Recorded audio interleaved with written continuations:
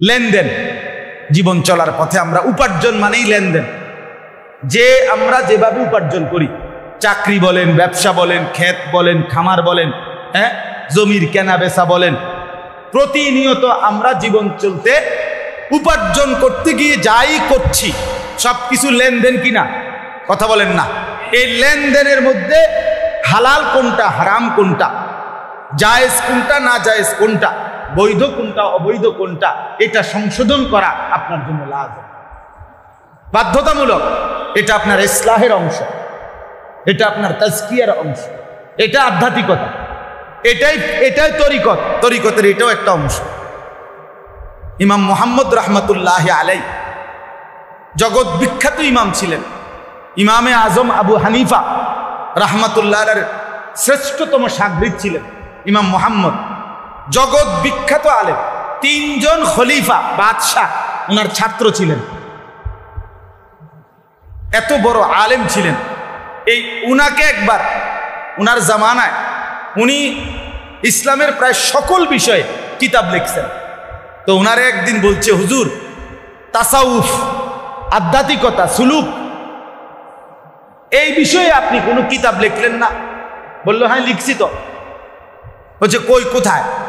আমি যে কিতাবুল বুয়ু মুআমালাত, মানুষের লেনদেন সম্পর্কিত যেই কিতাবগুলো লিখছি, যেই অংশগুলো, এইটাই হচ্ছে আধ্যাত্মিকতা, এটাই তাসাউফ, এটাই সুলুক। অর্থাৎ কোনো মানুষের লেনদেন সঠিক, কোনো মানুষ হালাসা চলে, কোনো মানুষ জায়েজ না জায়েজ বাইসা চলে, এটা সবচেয়ে শ্রেষ্ঠতম আধ্যাত্মিকতা, এটা সবচেয়ে শ্রেষ্ঠতম সুলুক, তরিকত। বুঝেন না? এমনি তো আপনি করে বেসাদ ধরেন, কথা বুঝছেন না? এমনি খুব একটা বুজুর্গির বাপ, আপনি তো আপনার লেনদেনের মধ্যে সুদ, আপনার লেনদেনের মধ্যে 2 নম্বরই, লাভ হইল কি? আমাদের এই কুয়ানি, এটাদের অর্থ কি? কথা বলে। এই জন্য 3 নম্বরে প্রত্যেক মানুষের লেনদেন হালাল হারাম বাইসা, কোনটা জায়েজ কোনটা না জায়েজ, কোনটা হালাল কোনটা হারাম, আমার জীবনে আমার লেনদেন। আপনি যদি জমির কেনা বেচা করেন, তো এখানে হালাল হারাম কি জেনে নেওয়া ফরজ। আপনি যেই ব্যবসা, যেই চাকরি, যেই কামাই করেন, সবই না জানেন, আপনি যেই দোকানদারিটা করেন, এখানে হালাল হারাম কি কি, এটা জেনে নেওয়া আপনার জন্য ফরজ। ফরজ, হুজুর আমারে, আমার দোকানের মাল এই, আমারে কোম্পানি দেয় এমনে, আমার থেকে টাকা নেয় এভাবে, আমি এই কথাটা, আমার কোনটা হালাল কোনটা হারাম, আমারে যে বদনার লগে বালতি দেয়, বালতির লগে বদনা দেয়, বোঝেন না কথাটা? আমারে লোডার লগে বদনা দেয় ফ্রি, তো এটা হালাল না হারাম এটা জানার কোনো নিয়ম নাই না? এমনি কোম্পানি যেটা দেয় এটা, কথা বলেন না কেন? আব্দুল সালাম ভাই কর না কেন? মানুষ দিন, আপনার ব্যবসা, আপনার যেটুকু, এটুকুর মধ্যে হালাল হারাম জেনে নেওয়া, এটা আপনার জন্য ফরজে আইন, ফরজে আইন।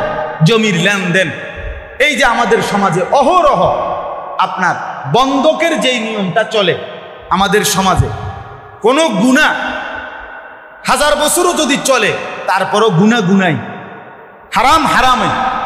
এই যে আমাদের দেশে যে 20 শতক 30 শতক জায়গা আমি আপনারে দিলাম, আপনি আমারে 50,000 টাকা কি দিছেন? দিছেন।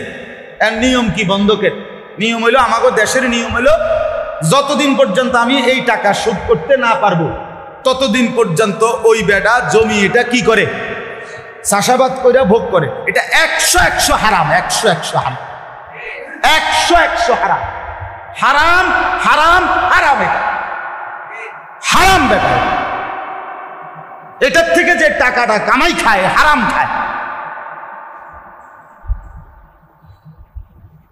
শতভাগ হারাম। আপনি যদি বলেন, ওমা এই কথা তো আর শুনছিলেন না, আপনি শুনছেন, এটা আমার দেশ, আপনি শুনছেন না কেন? আপনি জিজ্ঞাসেন, কথা বলেন না কেন? আপনি জিজ্ঞাসা করছিলেন নি যে হুজুর আমি যে জমির এই লেনদেন করব, একজন মুফতি সাহেবের কাছে, আলেমের কাছে জিজ্ঞাসিলেন?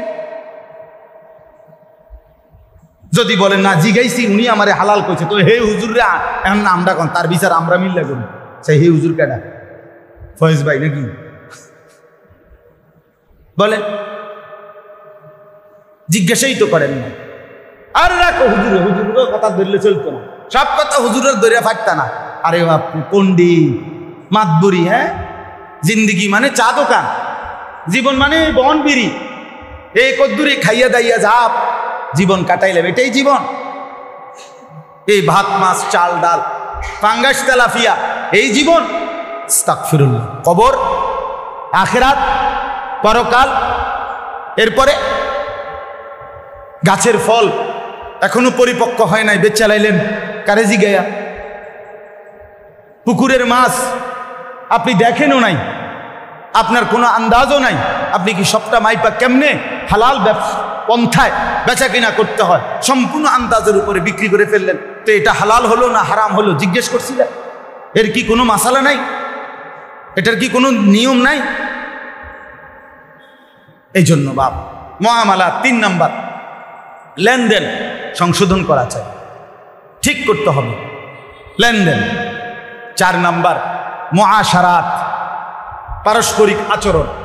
আমি একজন মানুষ, এই আমার সাথে এই পৃথিবীর যত মানুষ, কেউ আমার মা বাবা, কেউ আমার দাদা নানা, কেউ আমার স্ত্রী, কেউ আমার ছেলে মেয়ে, কেউ আমার ভাই বোন, কেউ আমার চাচা দাদা, কেউ আমার মামা ফুফা, কেউ আমার বন্ধু, কেউ আমার প্রতিবেশী, কেউ আমার পার্টনার, কেউ আমার সাথে একলগে সফরে গেছি, ইত্যাদি ইত্যাদি। এই পৃথিবীর প্রত্যেক মানুষের সাথে আমার যেই সম্পর্ক, এই প্রত্যেকের সাথে কার সাথে আমার আচরণ কি হবে এটা জানা শরীয়ত থেকে, দিন থেকে, এটা আমাদের জন্য ফরজ দায়িত্ব, এবং সেই আলোকে আচরণ সংশোধন করা এটা আমাদের ইসলাম সংশোধনের অংশ। আমার মা, আমার তার অধিকার আমার কাছে কদ্দুর, আমার জানা দরকার। আমার স্ত্রী, তার অধিকার আমার কাছে কদ্দুর। আপনি যে আপন স্বাস্থ্য ভাই, আপনার আপন ভাতিজা, আপন ভাই, তারে এই পরশুদিনও আমি এক জায়গায় মাহফিলে গেছি, চেয়ারম্যান সাহেব বক্তব্য দিছে আমার বয়ানের পরে মুনাজাতের আগ টাইম। উনি বলতেছেন আফসুস করে, আপন ভাই, রক্তের ভাই, এই বেচারার ঘরের পাশ দিয়া শুধুমাত্র মানে 1 হাত জায়গা যদি দেয়, ওই পিছনের ভাইয়ের রাস্তা বাইর হইতে পারে, রাস্তা দিয়ে বাইর হইতে পারে, এ দেয় না, দিত না, হেরে দিত না জায়গায়, 1 হাত জায়গা ছেড়ে দিবে না। প্রয়োজনে 30 বছর এটা লইয়া মামলা করবো, কিন্তু দিত না। কিন্তু এবারে ওই 30 মাইল দূরে আরেকখানে গিয়া সেইখানে মাহফিলে বা মসজিদে অথবা কোনো জায়গায় কোনোখানে 30,000 টাকা দান কইরা একটা বিরাট স্লোগান লইয়া বাইতে যাচ্ছে, হ্যাঁ, জনাব অমুক 30,000, সবাই কইছে মার হাবা, হাবারে মার মার, মাশাআল্লাহ, খুশিতে মার হাবা লইয়া আইয়া করছে ভাই। ওই বেড়ার কপালে জুটে গেল, এখান থেকে বাড়ি চান্দিরাওয়ালার কপালে জুটে গেছে 30,000 টাকা। আপন চাস্তো ভাই 1 বিঘত জায়গা, তারে 500 টাকা দিলে, তারে 10,000 টাকা দিলে তার ছেলেটার ফর্ম ফিল আপ হয়ে যাইত। কথা বুঝছেন না? তার মেয়েটার বড় একটু উপকার হতো না, হেতেরে দিতাম না, দরকার হলে সাবাই হালাই দিত। এটা কি ইসলাম? এটা দিন? তাইলে কার সাথে আমার আচরণ, হক কদ্দুর, এটা জানা চাই, জানা আছে। বন্ধু পাবে কদ্দুর, বাবা পাবে কদ্দুর, আচরণ। নবীজি বলছেন কিয়ামতের আলামত আতা আর রাজুলু ইমরাআতাহু, ব্যক্তি তার স্ত্রীর গোলামি করবে, ওয়া আক্কা উম্মাহু, মায়ের নাফরমানি করবে। নবীজি বলছে আকসা আবাহু আদনা সাদিকাহু, কিয়ামতের আলামত বাবাকে দূরে সরিয়ে দেবে, বন্ধুকে কাছে টেনে। হ্যাঁ, অসংখ্য যুবক আজকে ইয়াং ছেলে পেলে বন্ধুদের সাথে ঘন্টার পর ঘন্টা, ঘন্টার পর ঘন্টা জিন্দেগির সমস্ত উপার্জন সব কিছু বন্ধুদের পিছনে শেষ। কিন্তু বাবা ডাক দিল, তার সামনে 2টা মিনিটের জন্য বসতে তার রাজি না। বাবার সাথে সে দুশ্মনী, পরিবারের সাথে তার দুশ্মনী, কিন্তু বন্ধুদের সাথে তার গভীর মাথা। এটা তো ইসলাম না, এটা তো দিন না। তাহলে আমাদের পারস্পরিক আচরণ, কার সাথে আমার কি আচরণ, এটা ঠিক করা আমাদের জন্য জরুরি। আর সর্বশেষ হলো 5ম নাম্বার হলো আখলাক। প্রত্যেক মানুষের ভিতরে কিছু চরিত্র আছে, মন্দ চরিত্র, উত্তম চরিত্র। যেমন হিংসা, এটা উত্তম চরিত্র না মন্দ চরিত্র, এটা দূর করা ফরজ। আবার মানুষের কল্যাণ কামনা করা, এটা উত্তম চরিত্র না মন্দ চরিত্র, এটা আনয়ন করা, নিজের মধ্যে এই মানসিকতা তৈরি করা, এটা আমার দায়িত্ব। কৃপণতা, এটা উত্তম না অপছন্দনীয়, এটা ত্যাগ করা। দানশীলতা, এটা উত্তম কিনা, এটা আনা। এই জন্য প্রত্যেক মানুষের কিছু মন্দ চরিত্র আছে, সেগুলো সরানো, উত্তম চরিত্র আছে, সেগুলো আনা। এটাকে বলা হয় আখলাক। তাহলে কয়টা হইল? 5। এই প্রত্যেক মানুষ তার জীবনে উলামায়ে কেরামের কাছ থেকে কোরআন সুন্নাহর আলোকে এই 5 জিনিস সংশোধন করতে হবে। নিজের ঈমান আকীদা 1, 2 নিজের ইবাদত আমল, 3 নিজের মুআমালাত লেনদেন, 4 নিজের মুআশারাত, সমাজের সকলের সাথে তার আচরণ, 5 তার ভেতরের আখলাক, চরিত্র। তাহলে একজন মুসলমানের দিন শেখা, কোরআন সুন্নাহর মাসআলা শোনা, জানা কি পরিমাণ দরকার।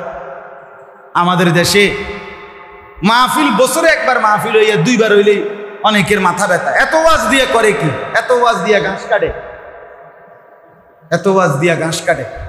প্রতি মাসে ওয়াজ দিয়া করে কি? আপনি জানেনটা কি? আপনার শিখা হইল কদ্দুর এখনো? বলেন। ইমাম সাহেব জুমার নামাজে বয়ান করে, সামনের কাতারে মুসল্লি, হুজুরের ওয়াজ শুরু, এবার জুরানি শুরু। আপনি দেখছেন অসংখ্য মুসল্লি, আপনি চাইয়েন ইমাম সাহেবের বয়ান শুরু, এবার কি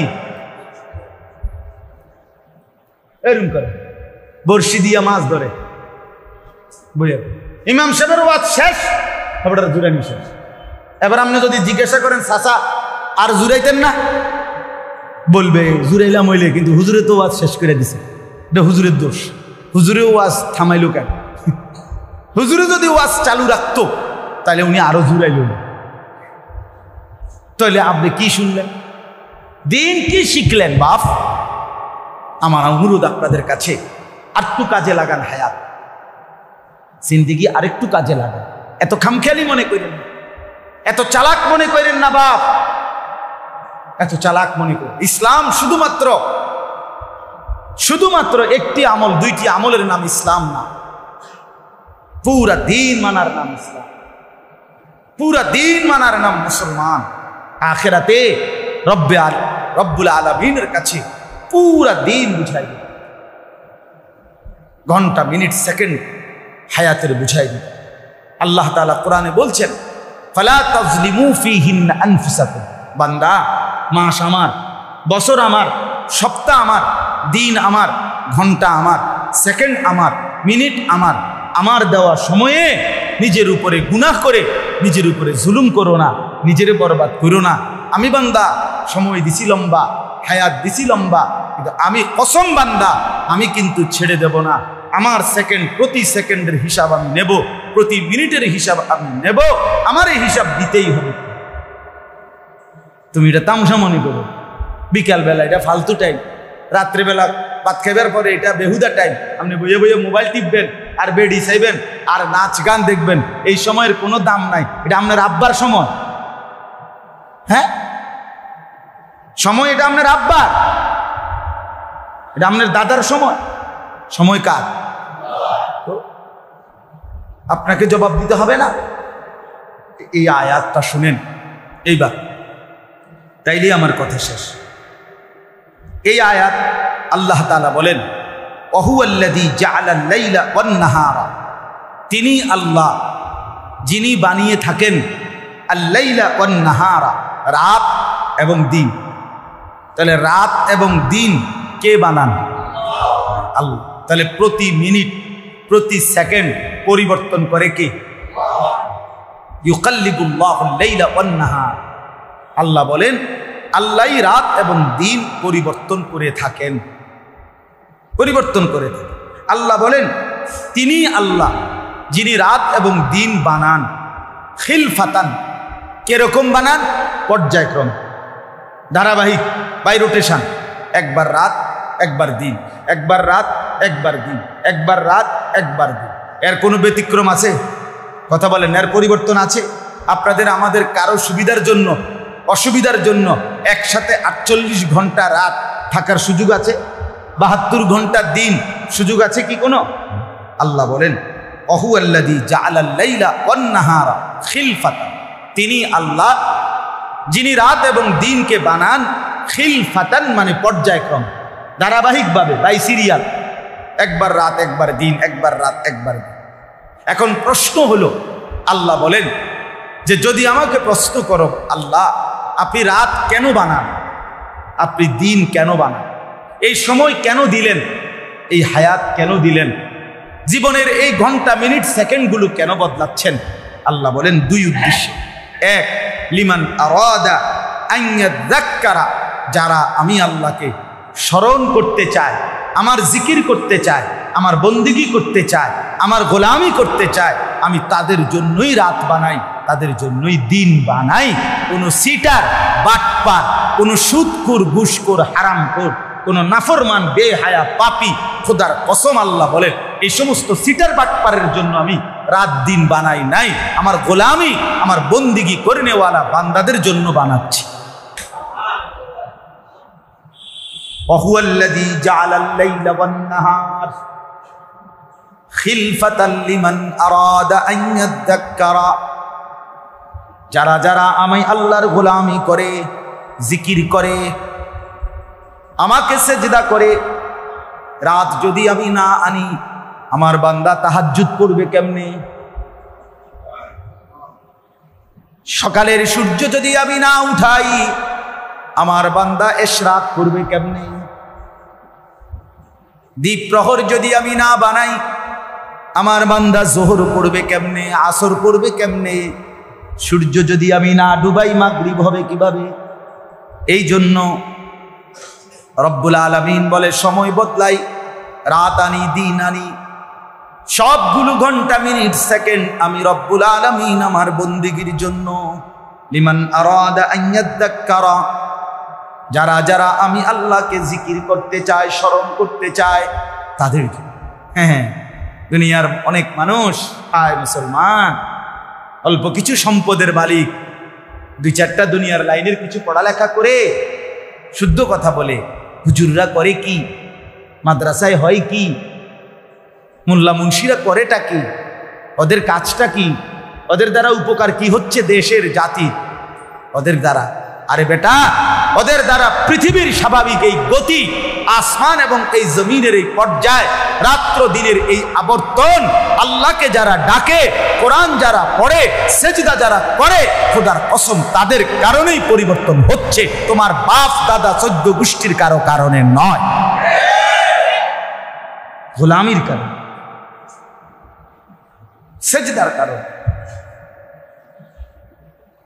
আমার শায়েখ আল্লামা মুফতি মুশতাকুর নবী সাহেব হুজুর অনেক সময় বলে যে এই শহরে, মনে করেন ঢাকা শহর, এক শহরে এক রাতে যে পরিমাণ গুনাহ হয়, অসভ্যতা, নোংরামি, গান, বাদ্য, নাচ, গান, জিনা, ব্যভিচার হয় রাত গভীরে, এক রাতেই আল্লাহর গজব ধ্বংস করে দেওয়ার কথা ছিল, কিন্তু রাতের 4টা বাজে, 3টা বাজে, মাদ্রাসার হেফজখানার শত শত ঢাকা শহরের গলিতে গলিতে, ভবনে ভবনে রাতের 3:30টা 4টা বাজে 8 বছরের 10 বছরের কিছু মাসুম বাচ্চা রাত গভীরে উঠা উজু কইরা মালিকের কোরআন নিয়া হাফেজ সাহেব হুজুরের কাছে সবক দেওয়ার জন্য পড়তে বসে।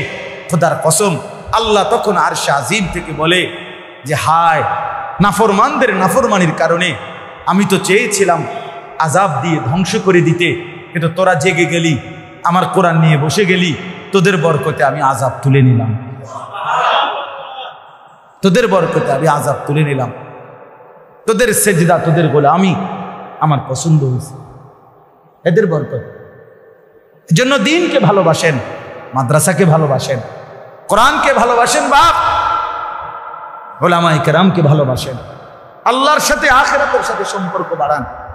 আগামী জেনারেশন, আগামী প্রজন্মকে দিন থেকে বঞ্চিত করেন না, কোরআন থেকে বঞ্চিত করেন না। সারাটা দেশ অস্থির, সারা দেশ লক্ষ কোটি আমাদের সন্তান, আমাদের ভাই অস্থির হয়ে আছে, অস্থির হয়ে আছে। হায় জাতি, হায় প্রজন্ম, নতুন জেনারেশন, আগামী সময়ে কি হবে তাদের, কি শিখছে, কি পড়ছে, কে কাকে নিয়ে খেলতেছে। হায় আল্লাহ, হায় আল্লাহ, তাজা রক্ত, তাজা খুন আমার জমিন গড়াগড়ি খাচ্ছে। যে কয়জন সন্তান মায়ের বুক খালি হইল, সে মায়ের আহাজারিটা কি বলে। এই আজকে 2-3 দিন কি পরিমাণ গোলযোগ সারা দেশে চলতেছে। স্কুল, কলেজ, ইউনিভার্সিটির ছাত্র ভাইরা, এই জেনারেশন কে তাদেরকে ফিরাবে, কে বুঝাবে, কে কি বলছে, কি কি করছে। হায় আল্লাহ, এই জন্য বাপ আমার অনুরোধ রইল, সারা পৃথিবী মিলে মানুষ ইসলাম এবং মুসলমানকে, ইসলাম বিরোধীরা ধ্বংস করার বহুমুখী ষড়যন্ত্র, কেউ সিলেবাস, কেউ শিক্ষা কারিকুলাম, সবাই শুধু অস্ত্র দিয়েই মুসলমানকে ধ্বংস করবে। বিষয়টা এমন না, বিষয়টা এমন না। যদি ক্লাস 1 থেকে মাস্টার্স পর্যন্ত আখেরাত, পরকাল, কোরআন, সুন্নাহ, কবর, হাসর, মিজান, ফুলসেরাত, এই কথাগুলো যদি মুসলমানের সন্তান সঠিকভাবে শুনতে না পায়, শিখতে না পায়, তো 20 বছর পরে হইতে পারে যে আস্তিকের চাইতে নাস্তিকের সংখ্যাই বেড়ে যায়। আল্লাহকে চিনাওয়ালার চাইতে চেনে না এমন সন্তানই বেড়ে। এখনই তো আমাদের হালাত হইল, অসংখ্য ছেলে পেলে, অসংখ্য মুসলমান আল্লাহর কোরআন না পারা, না পড়া, শিখতে শুদ্ধ দেখে দেখেও করতে পারে না। এটা যে একটা অপরাধ, এইটাও তো স্বীকার করতে চায়। আপনি বোঝেন নাই আমাদের কথা। আপনি এই সমাজে চলেন না, এখন আপনাদের এলাকায় কাবিলা হাঁটি, যারা যারা কোরআন শরীফ শুদ্ধ করতে পারে না, এটা যে একটা দোষ, এটা যে একটা ত্রুটি, এটা যে একটা অপরাধ, এটা যে একটা গুনাহ, এইটাও তো ওনার কলিজার করতে নাই। আমি চান না, যদি কলিজার মধ্যে থাকতো সে একটু হইলেও তো কোরআন শরীফ শিখার চেষ্টা করতো। এটা যে অপরাধ, সে তো এটাই বোঝে না এখন। এরপরে তো এরপরের জেনারেশন আগামী 20 বছর পরে বলবে কোরআন শরীফ কি জিনিস, কোরআন শরীফ কি জিনিস চিনলাম না তো। আপনি সারা বাংলাদেশের মসজিদে চলেন, আমার লগে চলেন, 1000 মসজিদ আমরা হাঁটি, 1000 মসজিদে গেলে প্রত্যেক মসজিদে 20টা, 50টা, 100টা কোরআন শরীফ পাইবেন মসজিদের মধ্যে আছে তাকে। কিন্তু আল্লাহর সাক্ষী রেখা ওই মসজিদওয়ালাদেরকে শুধু জিজ্ঞাসা করবেন যে পশ্চিম দিকে ফিরা আল্লাহর কসম করে বলেন কয়টা কোরআন শরীফ এই গত 6 মাসে 1 বছরে কেউ ধইরা তেলাওয়াত করছে, কয়জন? এটা বুঝছি, কথাটা বুঝছেন না? পড়িন না কই তো কোরআন শরীফ শুধু তাকে সাজাবার জন্যই তো 23 বছরে নবীর দিবাই নিশির কষ্ট, শুধু তাকে একটা কোরআন শরীফ বিপদে পড়লে 2টা কোরআন শরীফ মান্নত করবেন, আর বউয়ের ডেলিভারির সময় 2টা কোরআন শরীফ মান্নত করবেন, ফুদ বিদেশ যাবার টাইমে 2টা কোরআন শরীফ মসজিদে দিবেন। 23 বছরে নবীর উপরে কোরআন নাজিল হওয়ার মাকসাদ এটাই তো ছিল না? আমরা বিপদ আপদে মান্নতের লেগা কোরআন শরীফ জমা দিমু, এই তো কোরআন শরীফের উদ্দেশ্য। তো এটা পড়বে কে? এটা শিখবে কে বলেন? এখনো বাংলাদেশে আপনাদের অনেকের গায়ে সহে না, এত মাদ্রাসা ছোট ছোট এটি করে ডাকি। এখনো বাংলাদেশে সর্বোচ্চ 90 থেকে 1 লক্ষ মাদ্রাসা, আর কমপক্ষে আপনার 6 লাখের চাইতে বেশি জেনারেল শিক্ষা প্রতিষ্ঠান, আরো বেশি 98%, মাত্র 2 থেকে 3% সন্তান বাংলাদেশের ছেলে মেয়ে মাদ্রাসায় পড়ে, সরকারি কওমি দুটোটা মিল্লা। 97% সন্তান এখনো স্কুলগামী। তো খুব বেশি হয়ে গেছে না? কথা বলেন না কেন?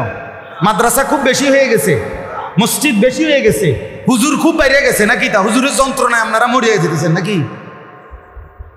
হ্যাঁ বলেন, কই এখনো আলেম, কই এখনো মাদ্রাসা কোথায়? এখনো কয়জন? আমি খুলনা ইউনিভার্সিটিতে, খুলনা প্রকৌশল ইউনিভার্সিটি, ওইখানে গেছিলাম। ওইখানের জমি, মানে খুলনা ইউনিভার্সিটির এই জমিটা 17 একর, 1700 শতক, 1 একর 100 শতক। বাংলাদেশের কয়টা মাদ্রাসা মিলাইলে কয় হাজার মাদ্রাসা একসাথে জায়গা মিলাইলে কাবিলা বাজারে যে নেসারিয়া মাদ্রাসার জমি মানে 1 একর তো নাকি 1000 শতক তো কদ্দুর জায়গা 40 শতক জায়গা তো তাহলে ওইখানে 17 একর জায়গা বাংলাদেশের একটা ইউনিভার্সিটি তো ঢাকা ইউনিভার্সিটির জায়গা কদ্দুর জাহাঙ্গীরনগর ইউনিভার্সিটির জায়গা কদ্দুর চিটাগাং ইউনিভার্সিটির জায়গা কদ্দুর বলেন কথাটা বুঝছেন কিনা তাইলে এখনো মাদ্রাসাগুলো কি খুব বেশি জায়গা দখল করে গেছে বাংলাদেশে তো এই জন্য আপনাদের কাছে আমি অনুরোধ করলাম মেহেরবানি করে বুঝতে শিখেন দয়া করে আল্লাহর ওয়াস্তে এই কথাটা বুঝেন এই রাত এই দিন কাজে লাগাবেন নিজের ঈমান নিজের আমল নিজের আখিরাত নিজের পরকালের ফিকির আরেকটু বেশি নিজের এবং স্ত্রী সন্তানের আরেকটু ফিকির বাড়াবেন বলেন ইনশাআল্লাহ শেষ শব্দ হইল আও আরাদা শুকুরা আল্লাহ বলেন দ্বিতীয়ত রাত এবং দিন আমি আল্লাহ যেই উদ্দেশ্যে বানাই এই সময় বদলাই এটার দ্বিতীয় উদ্দেশ্য হলো যারা যারা আমার নেয়ামত পেয়ে আমি আল্লাহ শুকর আদায় করতে চাই তাদের শুকর আদায়ের জন্য আমি আল্লাহ রাত্র এবং দিন বানিয়ে থাকি অর্থাৎ আমার শুকর আদায় করবে আল্লাহ আমাকে খাওয়াইছেন পড়াইছেন স্ত্রী দিছেন সন্তান দিছেন মাল দিছেন সুখ দিছেন স্বাচ্ছন্দ্য দিছেন শরীর স্বাস্থ্য দিছেন জীবন যৌবন দিছেন আল্লাহ আপনার শুকর আপনার জন্য সেজদা দিলাম আপনার জন্য দান করলাম আপনার জন্য সাদাকা দিলাম আপনার জন্য হজ করলাম আপনার জন্য যাকাত দিলাম এই যে ইবাদতের মাধ্যমে শুকর আদায় করা আল্লাহ বলেন আমার শুকর আমার স্মরণ আমার শুকর আমার স্মরণ এই দুই উদ্দেশ্যের জন্য পৃথিবী বদলাচ্ছি সময় পাল্টাচ্ছি রাত্র দিন বানাচ্ছি আল্লাহ তাআলা আমাদের প্রত্যেককে নিজের হায়াত নিজের সময় এই জিন্দেগির কদর করবার তৌফিক দান করেন দয়া করে আর কোনো দিন ফিরবেন না আমিও না আপনিও না একবারই কবরে যাবেন আর আসবেন না কাজেই আসার আর কোনো সুযোগ নাই আজই সময়কে কাজে লাগান হায়াতকে কাজে লাগান এমন না সবাই যার যার মতোই থাকবে সব কিছু চলমান এরই মধ্যে ইসরাফিল ফুল এই জন্য আমাদের বাস্তবতা হলো এই দিন দিন মুখলিসিন অর্থাৎ আল্লাহর প্রতি একনিষ্ঠ ইবাদতকারী বান্দা কমতে থাকে আর এরই মাঝে একদিন ইসরাফিল ফুল হাদিসের মধ্যে আছে নবী সাল্লাল্লাহু আলাইহি ওয়াসাল্লাম ইরশাদ করেছেন ইন্নাল্লাহা লা ইয়াকবিজুল ইলমা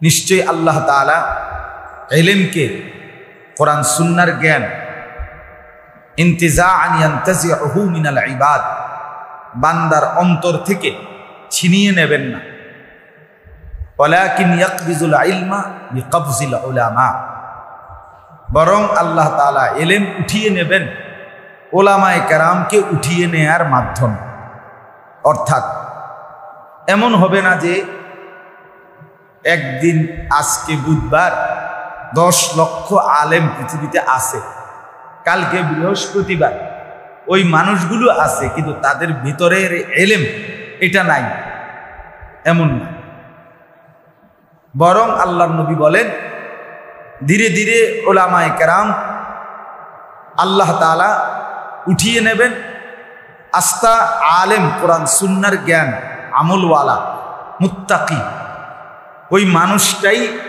ধীরে ধীরে হারিয়ে যাবে কমে যাবে আল্লাহ তাআলা উপযুক্ত আলেম আর বানাবেন না আর এর দ্বারাই ইলম শূন্য হয়ে যায় ইলম শূন্য হয়ে যায় আমি যেমন একটা ছোট্ট উদাহরণ দেই আপনাদের হুজুর উনি বললেন এখন উনি আজকে 37 বছর এখানে এই এখনকার যেই প্রজন্ম এই এখন যারা নতুন জেনারেশনের উঠতি বয়সের আলেম হুজুরও আপনি তাদের সাথেও যদি কথা বলেন রীতিমতো অবাক হয়ে যাবেন যে উনি 3 বছরে জায়গা বদলাইছে কয় না বুঝেন নাই এখনকার অনেক মানে সবাই না অনেক এই রীতিমতো অবাক হয়ে যাবে আমার আব্বা কুমিল্লা শহরে ঠাকুরপাড়া বড় মসজিদ বলে ওইখানে আমার আব্বা 43 বছর একটানা এক মসজিদে ইমাম দিয়েছে। ওই ইমাম অবস্থায় আব্বা ইন্তেকাল হয়েছে বাসা, একই মসজিদ, একটাতেই ঢুকছে, জিন্দিগি এখানেই শেষ হয়েছে, আব্বা স্বাভাবিক ইন্তেকাল হয়েছে। কিন্তু এখন এটা খুব কম, খুব কম, শুধু বদলায়, শুধু বদলায়, শুধু মনে যেন লবণ চায়। অর্থাৎ দিন দিন এলেমের কাহাত, দুর্ভিক্ষ, কোরআন সুন্নাহর জ্ঞানেরও অভাব বাড়ছে। আল্লাহ নবী সাল্লাল্লাহু আলাইহি ওয়াসাল্লাম বলেন, ধীরে ধীরে আল্লাহ তাআলা উলামায়ে কেরাম কমিয়ে এলেম কমায় ফেলে। ফলে কি হবে? ইত্তাখাযান নাসু রুউসান জুহালান, এক পর্যায়ে মানুষ কিছু মূর্খ মানুষকেই নিজেদের ধর্মীয় নেতা, ইমাম বানায় ফেলে।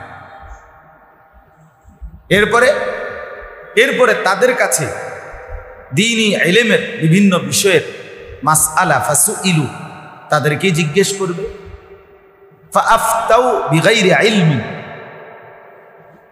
এবং ওরা না জেনে না বুঝে পূর্ণাঙ্গ ইলম ছাড়া ফতোয়া দিবে, সিদ্ধান্ত দিবে।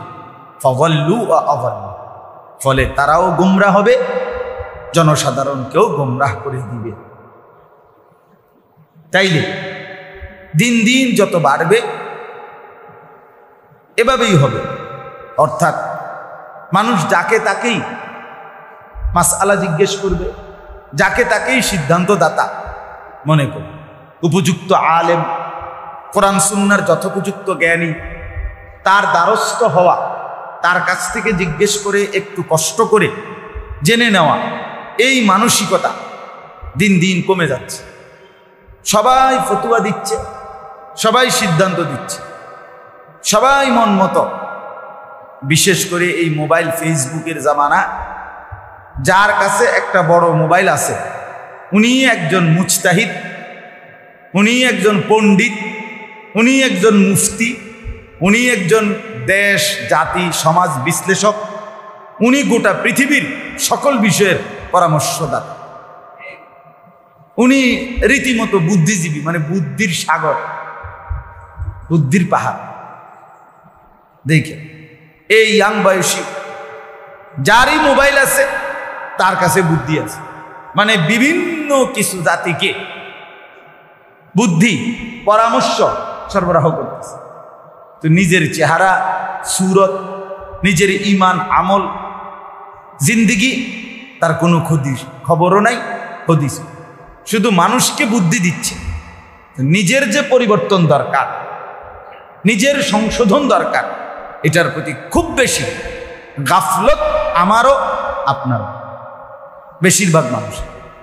এই যে ইসলাহি মজলিসে মূল একটা মাকসাদ এইটা। ইসলাহি মজলিস মানে কি? ইসলাহে নফস, ব্যক্তির সংশোধন, আত্মসংশোধন, নিজের পরিবর্তন, নিজেকে সাজিয়ে তোলা, নিজেকে গড়ে তোলা, নিজের জীবন সাজানো। বিশ্বাস করেন এটা হলো ইসলাহি মজলিসের মূল মাকসাদ। এক বসাতে 1 ঘন্টার বয়ানে আমাদের কিছু মানুষের অনেক সময় মানসিকতা হলো এই, যেই কোনো হুজুর যদি কোনো কথা বলে, ওয়াজ করে, নসিহত করে, 1 বসাতেই উনি সব কিছু কইতে, ঘর পরিবার, নিজের দেশ জাতি রাষ্ট্র, ইসলাম প্রতিষ্ঠা, সব কিছু কইয়া শেষ করলে তো, নাইলে বলবে যে এটা বললো না, আরেকজনে বলবে ওইটা বললো না। কিন্তু 1 বসাতে, 1 বৈঠকে, 1 ঘন্টাতে কি পুরা 23 বছর ইসলাম পেশ করা, নবীজির পুরা ইসলামটা 1 ঘন্টাতেই পেশ করা, এটাই তো দায়িত্ব নাকি? এটাই নিয়ম না?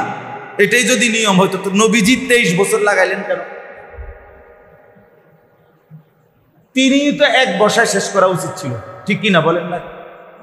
আমি এই বছর হজে, তো হজ্জের 3 দিন আগে আমারে অন্য একটা কাফেলায়, অন্য এজেন্সির 3 এজেন্সি মিলে হাজিদের জন্য ওনারা ওনাদের হোটেলে বয়ান, হজের প্রশিক্ষণের উপরে, মক্কা শরীফ। আর 2 দিন পরে হজ, প্রশিক্ষণের ব্যবস্থা করছে। তা আমারে দাওয়াত দিছে যে হুজুর আপনি প্র্যাকটিক্যাল হজের কিছু বিষয়াদি নিয়ম কানুন এগুলো শিখাবেন, বলবেন। আসরের নামাজের পরে আমি প্রায় 1.5 ঘন্টার উপরে বয়ান করছি, এই হজ্জের যাবতীয় কথাবার্তা নিয়ম কানুন সব বলছি। তো বললাম আপনাদের কারো কোনো প্রশ্ন আছে কিনা বুঝার। এক ভদ্রলোক দাঁড়াইয়া আমার বলল খুব শুদ্ধ ভাষায় যে হুজুর ইসলাম প্রতিষ্ঠার ব্যাপারে কিছু বললেন, এতক্ষণ বক্তব্য দিন। আমি রীতিমতো বললাম চাচা এটা কি বললেন, আপনি বুঝলেনটা কি, শুনলেনটা কি, আপনার মাথারটা কি?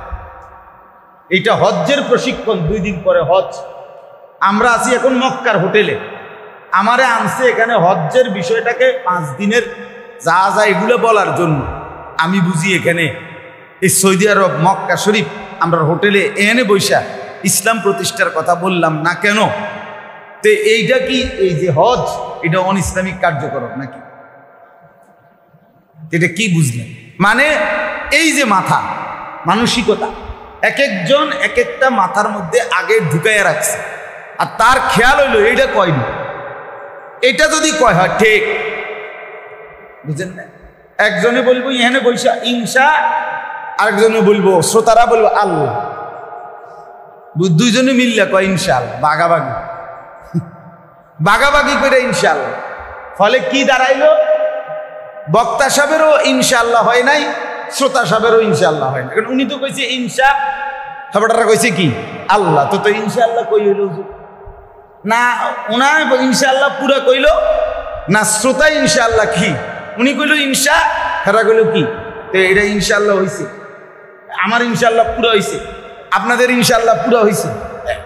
এই ফলে অর্ধেককে ইনশাআল্লাহ হওয়ার কারণে কারো কপালে আর আম জোটে না। এই জন্য বাপ আমি মূলত কাউকে বিদ্রুপ করা মাকসাদ না, বুঝাইতে চাচ্ছি বাস্তবতা হলো ইসলাহি মজলিসটা কি। এক কথায় এইটা বুঝাইতে চাচ্ছিলাম কথা, যে ইসলাহি মজলিসে মূল ফিকির আত্মসংশোধন, ব্যক্তির সংশোধন, নিজের পরিবর্তন, নিজের ফিকির, আমার জিন্দেগি ঈমান আমলের উপরে সাজিয়ে তোলা, এটা দরকার। কোরআনুল কারীমের মধ্যে আল্লাহ তাআলা বলছেন, ইয়া আইয়ুহাল্লাযীনা আমানু আলাইকুম আনফুসাকুম, হে ঈমানদারগণ তোমরা প্রত্যেকেই নিজেকে আঁকড়িয়ে ধরো, নিজেকে সাজিয়ে তোলো, নিজেকে গড়ে তোলো। কোরআনে আল্লাহ বলছেন, ইয়া আইয়ুহাল্লাযীনা আমানু কু আনফুসাকুম, হে ঈমানদারগণ নিজেকে জাহান্নামের আগুন থেকে বাঁচাও এবং পরিবারের সদস্যদেরকে বাঁচাও। তাহলে আগে বলছে নিজেকে বাঁচাও। কোরআনে আল্লাহ বলছে ওয়া'মুর আহলাকা বিস-সালাহ ওয়াসতাবির আলাইহা, হে নবী আপনি আপনার পরিবারের সদস্যদেরকে নামাজের আদেশ করুন এবং আপনি নিজেও নামাজের উপরে মজবুত থাকুন। এই যে আপনি নিজেও নামাজের উপরে মজবুত থাকুন, তার মানে নিজের দিকেও পূর্ণ সচেতন সজাগ দৃষ্টি রাখুন। এই পরিমাণ ইসলামের কামই করলেন, এই পরিমাণ মানুষের জন্য দৌড়াইলেন যে নিজের জামাত ছুটে গেল। ব্যস্ততার কারণে আপনি কি পারলেন না, না আপনার এত ব্যস্ততার বালান, এত বালাও বালান। উনি ওই মেল মিটিং করতে করতে, মানুষের সমাধান করতে করতে জোহরও গেছে, আসরও গেছে, মাগরিবও গেছে। কি ব্যাপার, কেন পড়তে পারলেন না চাচা নামাজ? যে মানব সেবার কারণে, জনদরদি। উনি মানুষের সেবা করতে গিয়া নিজে পেশাবের উপরে দাঁড়াইয়া আরেকজনের গোসল করায়, আরেকজনের পবিত্র করায়। কিসের উপরে দাঁড়াইয়া? নিজে দাঁড়ায় রয়েছে কিসের উপরে? পেশাবের উপরে। অর্থাৎ নিজের বেখেয়াল করে, নিজের বরবাদ করে অপরের উপকার। এটা আপনারে কে বলছে? এটাকে দিন বলল কে? এই জন্য দয়া করে ইসলাহে নফস, আত্মসংশোধন এটা জরুরি। এটা 1 নম্বর ডিউটি, প্রথম ডিউটি। আপাদমস্তক নিজের জিন্দেগি সাজিয়ে তোলা, গড়ে তোলা, এটা ফরজে আইন। ফরজে আইন, এটা বাধ্যতামূলক ডিউটি। একজন মুসলমান নিজেকে সাজাইতে হবে, নিজেকে গড়তে হবে, নিজের ঈমান ইসলাম শতভাগ ঠিক করতে হবে। একজন মুসলমান নিজের সংশোধন করবে কয় বিষয়ে? 5 বিষয়ে। কয় বিষয়ে? 1 নম্বর ঈমান আকিদা, যেটারে আকিদা বলি আমরা। আমার ইমান যে বিষয়ের উপরে ইমান আনতে হয়, যে সমস্ত বিষয়ের আকীদা পোষণ করতে হয়, এটা আমার ঠিক করতে হবে। আমার ইমানের মধ্যে যেন কোনো কুফর না আসে, শিরিক না আসে। কুফর এবং শিরিক থেকে মুক্ত ইমান, আকীদা ঠিক করা, ঠিক রাখা, এটা আপনার সংশোধন, নিজের ঠিক করা, এটা জরুরি। 2 নম্বরে ইবাদত।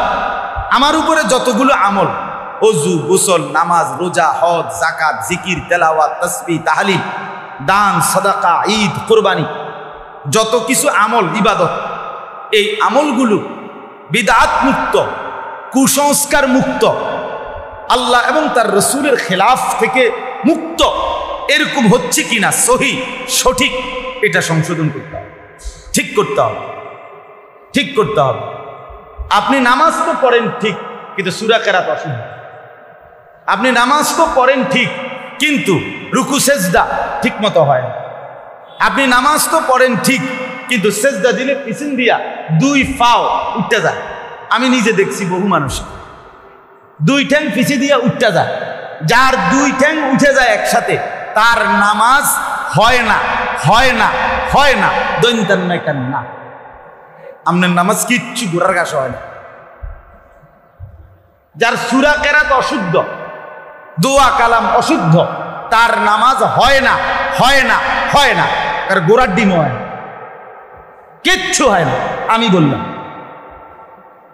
সূরা কেরাত যার অশুদ্ধ, তার নামাজ হয় না, হবে না আপনার এই নামাজ।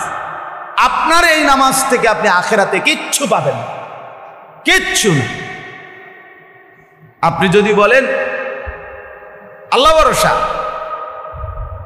আপনি আগে হুজুরে কোক 37 বছর ধরে হুজুরে বলুক যে আপনি বলছেন নি যে আল্লাহ বলছি কিনা কোথাও, বান্দা তুমি ভুল করতে থাকো, আমি ভরসা, এটা আসেনি কোরআনে।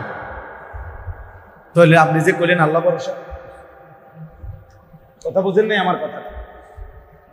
আপনি কোন যুক্তিতে এটা বললেন? নবীজি বলছি কিনা যে উম্মত তুমি ভুল করতে থাকো মৃত্যু পর্যন্ত, আমি সুপারিশ করিয়া তোমারে বেহেশত দিমু। তুমি মিছে কথা কইতে থাকো, তুমি অশুদ্ধ করতে থাকো, তুমি নাফরমানি করতে থাকো, টেনশন করো না, তোমার সিটারি তুমি করতে থাকো, তোমার বাটফারি তুমি করতে থাকো, তোমার 2 নম্বরই তুমি করতে থাকো, আমি নবী আসি, আমি সুপারিশ করিয়া তোমারে বেহেশত বুঝাইয়া দিমু। নবী এটা বলছে তো তাইলে এবারে কি বুঝে দোয়ান বাহিকা, কি বুঝে বন দিয়া সাদিয়া খান? কিটা ঘটনা কি?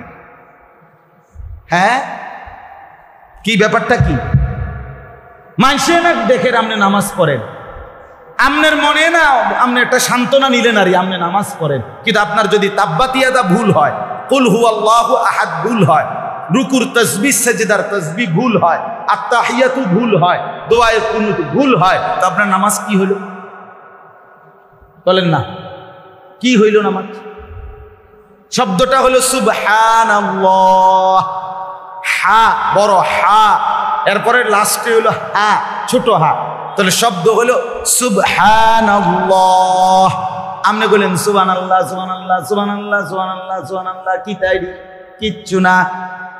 আপনি বলেন সুবহানাল্লাহ, সুবহানাল্লাহ, সুবহানাল্লাহ, ফেরেশতা বলে হইছে না, হইছে না, হইছে না, কসম আল্লাহর। আপনি বলেন আলহামদুলিল্লাহ, আলহামদুলিল্লাহ, আলহামদুলিল্লাহ, আলহামদুলিল্লাহ, আলহামদুলিল্লাহ, ফেরেশতা বলে হইছে না, হইছে না, হইছে না, কিচ্ছু না, কিচ্ছু না, কিচ্ছু না। সুবহানাল্লাহ তো কোনো শব্দ না, শব্দ কি সুবহানাল্লাহ? হা কই? হা কই? হইছে আপনার হা, শেষের গোল হা কই? আল্লাহ, শেষে একটা হা আছে না, এটা কই? সুবহানাল্লাহ, সুবহানাল্লাহ, সুবহানাল্লাহ, তো এটা লামের মধ্যে থেমে গেছে, তো হা কই? তাহলে এটা হবে কি কিছু? আপনি 100 দানা তসবিহ যে 1 মিনিটে পড়ে লেলেন, কি ব্যাপারটা কি? কি তাই তামাশা? হ্যাঁ, আল্লাহর সাথে তামাশা, খামখেয়ালি করতেছেন। এই জন্য খামখেয়ালি করবেন, নিজের ইবাদত আমল শুদ্ধ করতে হবে, শুদ্ধ করতে হবে। 4 রাকাত সুন্নত নামাজ 1.5 মিনিটও লাগলো না। এটা কি নামাজ পড়লেন? কি মেশিন লাগাইলেন? এটা জাপানি ঘটনাটা কি? একেবারে যদি মেশিনও পড়ে কেউ, তাইলেও তো এত তাড়াতাড়ি হইবার কথা না। আপনি কি পড়লেন এটা? আপনি তাহলে এটা একটু শুনান তো, প্র্যাকটিক্যাল শুনি আমরা। চাই আপনি সাইড রাখাত শুনুন তো, আপনি কেমনে পড়েন? তখনই তো ধরা খাইবে। আপনি নুরানি মাদ্রাসার একটা বাচ্চা, আপনাকেও মাদ্রাসার, আপনাকেও কাবিলা বাজার নেসারিয়া হাফিজিয়া মাদ্রাসার একটা ছোট বাচ্চা ইন্টারভিউ লোক, হেতে শুধু শুনবো। আপনারও বাচ্চা, আপনার নাতি হোক, সে ইন্টারভিউ লোক, আপনি তার সামনে পড়েন 4 রাকাত নামাজ কেমনে 2 মিনিটে পড়েন, কেমনে 1 মিনিটে পড়েন? কি ঘটনাটা কি? 100 দানা তসবিহ 33 33 34 বার এত দ্রুত কিভাবে পড়েন? তামাশা তামাশা। বুঝ দাও না রে, কি একটা বুঝ দাও না। আমার একদিন একজনে বলছে, হুজুর 20 রাকাত তারাবি পড়ি আমরা 13 ভাই ফেরেশতা। আমি বলছি চাচা মনে রাখেন আমার নাম আনিস, হাসরের ময়দানে ফেরেশতাও আপনারে বলবো চাচা আপনি 13 পাইছি না, আমরা আপনি কোন সময় পড়ছি এই জন্য লিখছি না, আমরা 13 পাইছি না। আপনি যেহেতু 13 পাইছেন না, ফেরেশতাও কি পাইছে না? 13 পাইছে না। আপনি অটো নামাজ, আপনার এই মেশিনের নামাজ, এটি ফেরেশতা 13 পাইছে। কি ঘটনাটা কি? 20 রাকাত তারাবি পড়লেন, আপনি 13 পাইলেন না। আপনি কি নামাজটা পড়লেন? এটা ইনসাফ কি বল? 8টার সময় নামাজ দাঁড়াইছে, খতমে তারাবি, 4 রাকাত ফরজ, 2 রাকাত সুন্নত, 20 রাকাত তারাবি, 3 রাকাত বিতির। কারেক্ট যখন 9টা বাজে শেষ করলো, খালাস, সব শেষ। আমি এক জায়গায় একবার পড়ছি, এইবার এক জায়গায় মেহমান হয়ে গেছিলাম, ওই মসজিদে পড়ছিলাম ভুলে, আল্লাহু আকবার। আমি মানে বুঝলাম যে এটা মানে ডাইরেক্ট মেশিন, ইনটেক মেশিন লাগাই, মানে জাপানিরা একটা ডাইরেক্ট শুধু এই কোম্পানি মনে ফকির হয়ে গেছে এই মেশিন বানাইতে। এত দ্রুত কিভাবে পড়লো সে? পরে নামাজের পরে ওনারা আমার বললো, হুজুর আমগর একটু কথা বললেন। আমি বললাম হ্যাঁ আমি তো অপেক্ষায় আছি, একটু কইতাম আমনে করে কইতাম না তো কারে কোন। পরে বললাম, পরে ওয়াদা করাইয়া 2 জন হাফেজ সাহেবরে মসজিদের কমিটির লোকদেরকে যে আগামীকাল থেকে এই 1 ঘন্টার সাথে আরো আধা ঘন্টা সময় যুক্ত করা হবে, এই 1.5 ঘন্টা তারাবি পড়বেন, এই কথা ওয়াদা করাইয়া তুই মুনাজাত। এইবার রমজান। যাই হোক বাপ, আমার উত্তর হলো এই কথা বলা যে মেহেরবানি করে নিজের ইবাদত আমল বুড়ো বয়সের মুরব্বীরাও খামখেয়ালি করেন। আমার বাপ এখানে ভুলটা ঠিক করে নিলে কোনো শরম নাই, কোনো লস নাই। একজন আলেমের কাছে, একজন ইমামের কাছে, একজন মুয়াজ্জিনের কাছে, একজন হাফেজ সাহেবের কাছে ছোট হইলে যে একটু সংশোধনের জন্য এতে লজ্জার কিচ্ছু নাই। হাসরের ময়দানে যখন টাঙ্গাইয়া ফিটবো, কবরে যখন টাঙ্গাইয়া ফিটবো ফেরেশতা, তখনকার লজ্জা কিন্তু ঢাকবার আর জায়গা মিলবে না। এখন অহংকার করেন। রাসূলুল্লাহ সাল্লাল্লাহু আলাইহি সাল্লাম বলেন, হক সত্যকে যে গ্রহণ করতে চায় না, বাতারুল হক, কসম নবীজি বলছে, সত্য সঠিক বিষয়কে যে গ্রহণ করতে চায় না সে অহংকার। নবীজি জিজ্ঞেস করছে নবীজিকে, ইয়া রাসূলুল্লাহ অহংকার কি? নবীজি বলছে 2 জিনিস। এক, বাতারুল হক, যা কিছু সঠিক, যা কিছু হক, যা সত্য, প্রয়োজনে 90 বছর পরে আপনি টের পাইছেন, অসুবিধা কি? এখন ঠিক করবেন, ডাক্তার আমির কি দরকার? কথা বোঝেন নাই আমার? না যে এত বছর ধরে কইয়ে আইছি মিয়া, হঠাৎ করে একটা কথা কইলে না, হঠাৎ করে ভুল সংশোধন শুধরানো, ভুল আপনার ধরা খাইতেই পারে, হঠাৎ করে ভুল আপনার নিজের মধ্যে থাকতেই পারে। আমি একবার এক জায়গায় বিয়ে পড়াইছি, সুন্নত তরিকার বিয়ে। তখন আমার এক মুরব্বী 90 বছরের হবে, জড়াইয়া ধরে কাইন্দা বলছিল, হুজুর আমার এই জীবনে আমি এই প্রথম এমন সুন্দর বিয়ে আমার জীবনে আমি প্রথম দেখছি, কুমিল্লা মুরাদনগর। তো তাইলে এই বেচারার, এই মুরব্বীর এই সুন্দর কথা আমার খুব ভালো লাগছে, যে উনি মনের অজান্তে অকপটে স্বীকৃতি দিচ্ছে যে আমি এমন তার দেখি না। অসুবিধাটা কি? তাইলে এই জন্য বললাম, এখন যদি সংশোধন করে নেন, ঠিক করে নেন, আপনার অজু, আপনার গোসল, আপনার নামাজ, আপনার রুকু সেজদা, অসুবিধা কি? আমি তো গত বছরও আমার খুলনার হজরত আমাদের এই অঞ্চলে আসে সবসময়, আমাদের খুলনার হজরত মাওলানা মুফতি নুরুল আমিন সাহেব দামাত বারাকাতুহুমুল আলিয়া, গত বছরও আমি আমার বাসায় হজরত ছিলেন। রাতের 1:30-2টা বাজে হজরত, আমি নিজে একা আমার বাসায় রাত্রে হজরতকে বলছি, হজরত আমার 2 রাকাত নামাজ, আমার রুকু সেজদা আমি এটা দেখাই হজরত, আমার এটা কোনটা কোনটা হয় কিনা।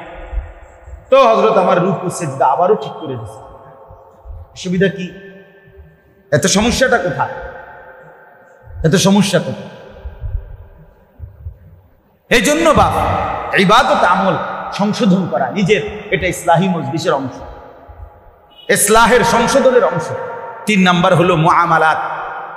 আল্লাহ তাআলা আমাদের সবাইকে তৌফিক দান করেন। আলহামদুলিল্লাহ রাব্বিল আলামিন। মৌলাই করিম আপনি মাফ করে দেন, মেহেরবান মৌলা এই মজলিস আপনি কবুল করে নেন। আল্লাহ আমার এই বাবা ভাই চাচা জওয়ান বুড়ো সবাইকে কবুল আর মঞ্জুর করেন, ঈমান আমলের দৌলত দান করেন, আগামী জিন্দেগি সুন্দর করবার তৌফিক দান করেন। অসুস্থ বিমারি যারা শিফা করে দেন, এলাকার সমস্ত কবরবাসীদেরকে মাফ করে দেন, প্রত্যেকের কামাই রুজিতে হালাল বরকত দান করেন, প্রবাসীদেরকে সহি সালামতে নিরাপদে রাখেন, পর্দার আড়ালের মা বোনদেরকে পর্দা পুশিদা দান করেন। আল্লাহ এই যুবক ভাইরা নওজোয়ানরা এই ইসলাহি মজলিসের জন্য খেটেছে, পরিশ্রম করেছে, আল্লাহ তাদের হিম্মত আরো বাড়িয়ে দেন, আগামী দিনেও এই মজলিস চালু রাখবার তৌফিক দান করেন। আমাদের প্রত্যেকের নেক মাকসাদ আপনি পূরণ করে দেন। রব্বির হামহুমা কামা রব্বায়ানি সগীরা। সুবহানা রাব্বিকা রব্বিল ইজ্জাতি আম্মা ইয়াসিফুন ওয়া সালামুন আলাল মুরসালিন ওয়ালহামদুলিল্লাহি রাব্বিল আলামিন। আল্লাহুম্মা সাল্লি আলা